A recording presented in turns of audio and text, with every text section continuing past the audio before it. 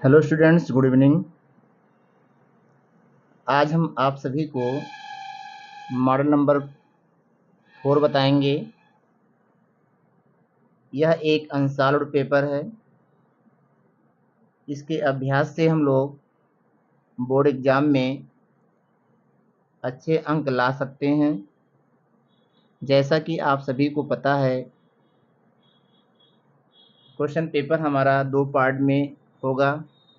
Part A जो बहुविकल्पी होगा, जिसका आंसर हम लोग OMR शीट पर देते हैं,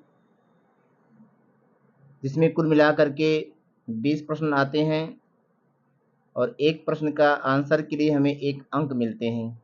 इस तरीके से हमें OMR शीट पर 20 प्रश्नों का उत्तर देना है, जिसके लिए हमें 20 अंक मिलेंगे।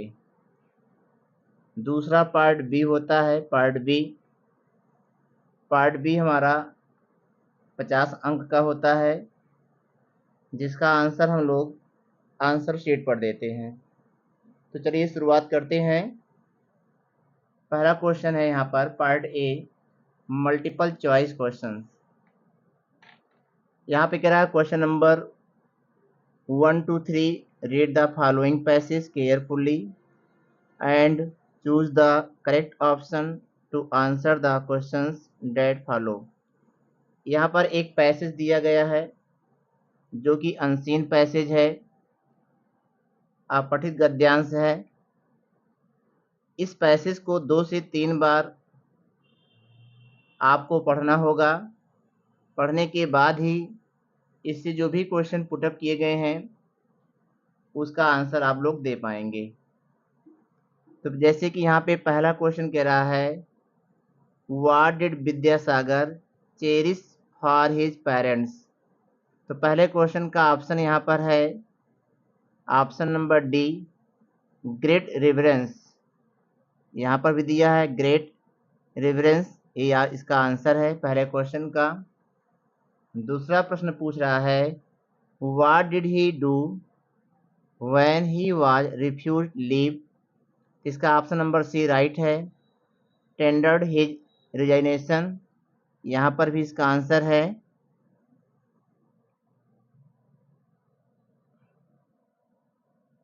ये दिखा गया है tendered his resignation.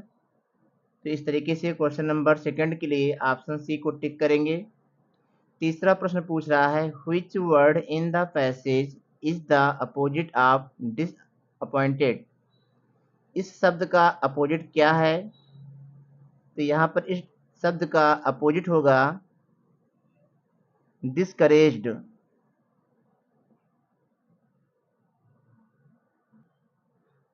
Question number तीसरा है, जिसका आंसर होगा यहाँ पे इम्प्रेस्ड। डिसअपॉइंटेड का अपोजिट वर्ड होगा इम्प्रेस्ड। ऑप्शन बी को टिक करेंगे, ऑप्शन ए को नहीं टिक करना है। उसके बाद question number 4 to 8, choose the correct option to answer the following. The principal will have left the college before the teachers. यहाँ पे ऑप्शन ए को टिक करेंगे, यह सेंटेंस कॉम्प्लेक्स है। बिफोर के पहले वाला जो पार्ट है फ्यूचर परफेक्ट टेंस में लिखेंगे, जो कि पहले से लिखा हुआ है। अब बिफोर के बाद वाला जो सेंटेंस आएगा वो प्रेजेंट इंडेफिनिट का होगा। इस तरीके से सेंटेंस हमारा हो जाएगा द टीचर्स रीच। पांचवा क्वेश्चन है, one who remains absent without permission from duty is called. इसका ऑप्शन ए टिक करेंगे, इसका फर्स्ट ऑप्शन राइट है पांचवें क्वेश्चन के लिए। उसके बाद हम लोग आगे बढ़ेंगे। छठवां क्वेश्चन कह रहा है, rearrange the following word cluster to make a meaningful sentence. यहाँ पे कुछ जंपल वर्ड दिए गए हैं जिसको हमें करेक्ट वे में लिखना है, जिससे कि सेंटेंस का एक सार्थक अर्थ निकले। यहाँ पे वर्ड दिया है people are where row in a going road the sun question mark. यह सेंटेंस प्रश्नवाचक में बनेगा, तो इसलिए ऑप्शन बी हमारा ठीक राइट होगा। कह रहा where are people going in a row on the road, question mark लगा है, ऑप्शन बी को टिक करेंगे। सातवां प्रश्न है, which of the following word is misspelled. तो ऑप्शन सी मिसस्पेल्ड है, ऑप्शन सी को टिक करेंगे। 8वां क्वेश्चन कह रहा है शशांक इज नोन, नोन क्रिया के बाद प्रीपोजिशन फिक्स है, टू आता है, तो यहाँ पे ऑप्शन डी को टिक करेंगे। फिर आगे बढ़ते हैं क्वेश्चन नंबर 9 to 10। यहाँ पर भी एक पैसेज दिया है, इस पैसेज को भी हमें 2 से 3 बार पढ़ना है, पढ़ने के बाद ही हम इसका आंसर दे पाएंगे। क्वेश्चन करा the narrator could not see anything outside the aeroplane because, यहाँ पे option B everything was suddenly black, यहाँ पे दिया है inside the cloud everything was suddenly black, तो it was impossible to see anything outside in the aeroplane, तो यहाँ पे ऑप्शन बी को टिक करेंगे। यह हमारा पठित गद्यांश है, प्रोज का पार्ट है ये। अगला क्वेश्चन करा along with the compass other instrument were also, तो यहाँ पे डेड हो जाएगा। यहाँ पर दिया other instrument were suddenly dead too, तो यहाँ पे हम ऑप्शन सी को टिक करेंगे।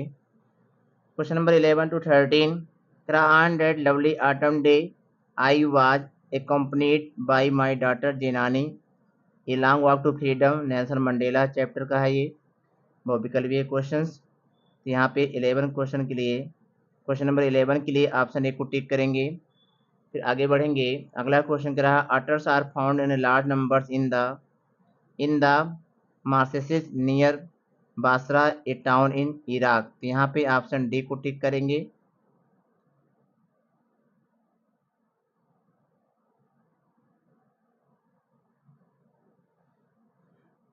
Question number 13 the life of mortals in this world is troubled and brief and combined with pain, option B को टिक करेंगे यहाँ पर हम।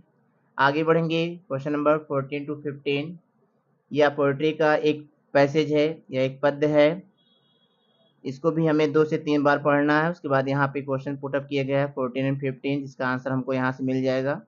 क्या whose noise is heard at night, किसकी आवाज़ रात में सुनाई पड़ती है, तो यहाँ पे दिया गया है the patrolling cars, he hears the last voice at night the patrolling cars, यहाँ पे ऑप्शन डी को टिक करेंगे।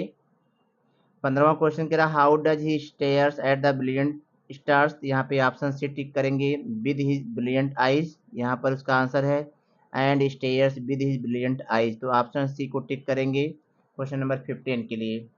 अब आगे बढ़ेंगे 16 to 20, कह choose the correct option to answer the following question. पहला क्वेश्चन कह रहा for how many days was Tricki not given food, कितने दिनों तक ट्रिकी को भोजन नहीं दिया गया था। फॉर 2 days 2 दिनों तक ट्रिकी को कोई भोजन नहीं दिया गया था, question number D. Question number 16 का ऑप्शन नंबर डी राइट हो जाएगा। 17 है who had the pointed countenance of a fox, तो यहाँ पे मैक्स ऑप्शन सी को टिक करेंगे क्वेश्चन नंबर 17 के लिए। मैक्स का ही चेहरा जो है लोमड़ी के समान था जैसे। क्वेश्चन नंबर 18 है what did Mrs Hall hear all of a sudden, तो heard of a sniff, question number 18 के लिए ऑप्शन ए को टिक करेंगे।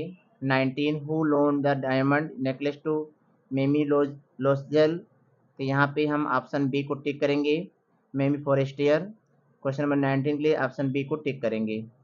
तो आगे बढ़ेंगे क्वेश्चन नंबर 20 है who perform the opening ceremony of the girls school in Bholi's का विलेज, तो यहाँ पे ऑप्शन सी को टिक करेंगे द तहसीलदार, क्वेश्चन नंबर 20 के लिए ऑप्शन सी को टिक करेंगे। गोला करते समय OMR पे बड़ी ही सावधानी से आप लोगों को गोला करना है जिससे कि क्वेश्चन का आंसर गलत ना होने पाए। अब हम लोग पार्ट बी देखेंगे। इसका पहला क्वेश्चन कह रहा है read the following passage and answer the question that follow, यह भी एक कंसिस्ट पैसेज है, इसको भी हमें 2 से 3 बार ध्यानपूर्वक पढ़ना है। पहला क्वेश्चन कह रहा है does one become great by following others, if not how can he become so, तो यहाँ पे लिखा है no one has ever been great by following others blindly, when the teacher says something in the class the student should try to understand it for himself and he should think about it in his own way, इसका answer होगा। Second question कह रहा है what should a student do if he does not agree with his teachers, यहाँ पे लिखा है if he does not agree with the teacher he should boldly say so to him। तीसरा question कह रहा है who amongst the students is considered to be a parrot, तो इसका क्वेश्चन बनाना पड़ेगा, इसको आप अपने हिसाब से बनाएंगे। Which word in the passage is the opposite of claim, opposite of claim best लिखेंगे, यहाँ पे अंडरलाइन किया गया है, इसका आंसर आप लोग लिखेंगे। ऑप्शन क्वेश्चन नंबर सी के लिए थोड़ा लॉन्ग सेंटेंस बनेगा, इसलिए हम आपको बता रहे हैं कि आप इसको स्वयं लिखेंगे। राइटिंग है, यहाँ पे राइटिंग में आपका एक लेटर और एक एप्लीकेशन, इन दोनों में से किसी एक को लिखना है। उसके बाद क्वेश्चन नंबर तीसरा है, यहाँ पे एक रिपोर्ट है और उसके बाद एक आर्टिकल है, इन दोनों में से किसी एक को लिखना है, जिसका शब्द सीमा है 80 से 100 वर्ड।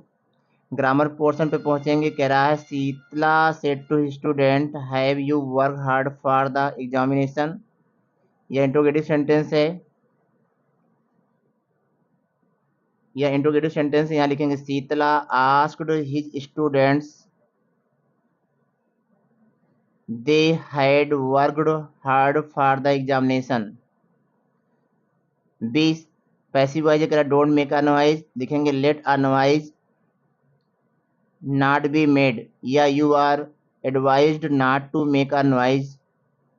पंक्चुएशन करना है क्वेश्चन नंबर सी 4 का सी, यहाँ आई को कैपिटल में लिखेंगे I am an MSc from the Muir college Allahabad, यहाँ पे आई को कैपिटल में, मोर में एम को कैपिटल में, कॉलेज में सी को कैपिटल में और इलाहाबाद में ए को कैपिटल में, और अंत में लगाएंगे फुल स्टॉप, सेंटेंस हमारा पंक्चुएट हो जाएगा। क्वेश्चन नंबर 4 का डी है, कह रहा पुराने जमाने में बंदर जंगलों में रहते थे, तो in olden days the monkeys lived in the forest. उसके बाद वह लोगों में भी रहने लगे, after that they began to live among the people, धीरे धीरे वे नगरों में भी आ गए, gradually they came into the cities. आज हम बंदरों को हर इलाके में पाते हैं, today we find to the monkeys in every area. Literature पे आएंगे, यहाँ पे 2 क्वेश्चन पुटअप किया गया है, क्वेश्चन नंबर ए और क्वेश्चन नंबर बी।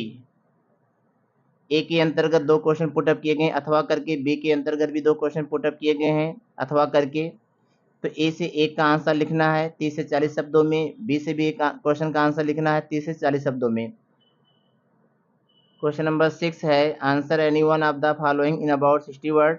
यहाँ पे 2 क्वेश्चन पुटअप किए गए हैं, ए और बी, ये लॉन्ग क्वेश्चन है, इसके लिए हमें शब्द सीमा है 60 शब्द, तो दोनों में से किसी एक का ही आंसर लिखना है 60 शब्दों में, जिसके लिए मिलेंगे 4 अंक। क्वेश्चन नंबर 7 है, how does the fog come as it the described in the poem fog. ये क्वेश्चन पुटअप कर रहा है, दूसरा अथवा करके कह रहा है write 4 lines of any poem prescribed in your syllabus, do not copy the lines given in the question paper. तो यहाँ पे हम परीक्षा से पूर्व 2 4 लाइन की कविताएं अलग अलग चैप्टर की याद कर लें, और उनमें से किसी एक का जो है आपको पोएम लिखना है, जिसके लिए आपको मिलेंगे 3 अंक। 8वां क्वेश्चन का right the central idea of any one, यहाँ पर भी सेंट्रल आइडिया दिया गया है ABC 3, इसका शब्द सीमा है 40 से 50 शब्द, इसके लिए हमें मिलेंगे 3 अंक। तो इनमें से किसी एक का हमें सेंट्रल आइडिया लिखना है।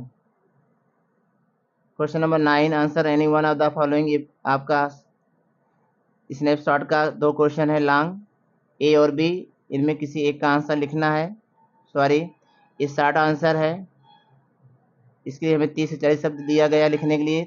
तो 2 क्वेश्चन यहाँ पे पुटअप किए गए हैं, इनमें से किसी एक का आंसर हमें लिखना है, 3 अंक मिलेंगे। लास्ट क्वेश्चन यहाँ पे है क्वेश्चन नंबर 10, यहाँ पे 2 क्वेश्चन पुटअप किए गए हैं जो कि लॉन्ग आंसर होगा, दोनों में से किसी एक का हमें लिखना है आंसर 60 शब्दों में, और इसके लिए मिलेंगे 4 अंक।